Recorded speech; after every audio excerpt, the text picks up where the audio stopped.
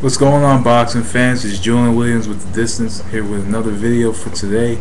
I'm going to try to get my predictions done before I go out of town for you guys to watch. Maybe over the next week or so.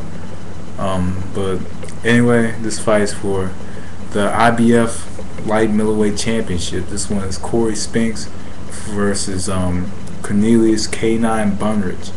IBF Light Middleweight Championship. On the line this fight, March the 26th. ESPN. Really good matchup if you ask me, but at the same time, it's kind of a B-level opponent versus a former A-level opponent who's somewhat a shell of his former self. Cory Spinks, about 5-6 years ago, was on top of the welterweight division. He held the WBA, WBC, IBF welterweight championships in the ring as well. Held all those championships, and he fought Zab Judah the first time, beat Zab Judah, lost to Zab the second time, defeated Roman Karmazin for the IBF light middleweight championship the first time, and he fought Jermaine Taylor, lost in a close but kind of a uneventful fight, kind of bizarre somewhat, and came back and lost to Verno Phillips in 2008, lost to Verno Phillips in 2008. Came back, fought Lattimore in last year in April, and now he's back in March fighting Bundrage. Spinks has become a real part-timer in the last 3 years. Come on, man, 3 fights in 3 years, it's crazy. Especially if you're a champion, he should fight more often. But hopefully, we see Spinks fight again sometime, again this year. Because I honestly think that the fact that he's been gone for so long and that he takes so many, so many months off in between fights, that he's his skill is somewhat diminishing somewhat. Like in the last fight, you could kind of tell he didn't really have, his legs just weren't the same. He's 32 years old, or almost 32, and he's kind of losing those reflexes and stuff. He can't really run like he used to, use his legs like he used to. But anyway, in this fight, we're putting together former contender, season 2, Cornelius Bundrage, pretty good puncher. Could pretty much he's a bit on the one-dimensional side. He's a puncher. He only he only comes forward, really. He only comes forward, and he's a puncher. And against Cory Spinks, Bundrage really has to cut off the ring in this fight. That's really the way of beating Cory Spinks. He has to cut off the ring. He has to get him on the ropes. He has to pretty much, because he's gonna square up with Spinks. Spinks, who's a southpaw, is gonna be at the southpaw stance. Bundrage is gonna be squared up. In this fight, he has to make Spinks take steps back. How does he make Spinks take steps back? Well, 1, he has to throw a jab, and 2, he has to follow up the jab with a power shot. He has to consistently do that. And on top of that, he has to be in good shape for this fight, because we saw DeAndre Lattimore. He was tired. By the end of that fight. Spinks was not a guy who's going to be engaging with him, so he has to win points by landing shots.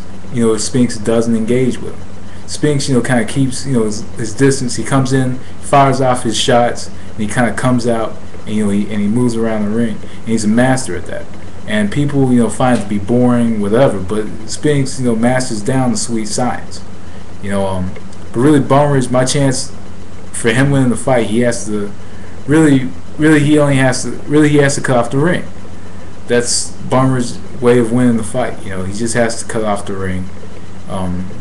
And the way of doing that is throwing the left jab and following the jab with a bunch of power shots. He has to try his best to outwork Spinks.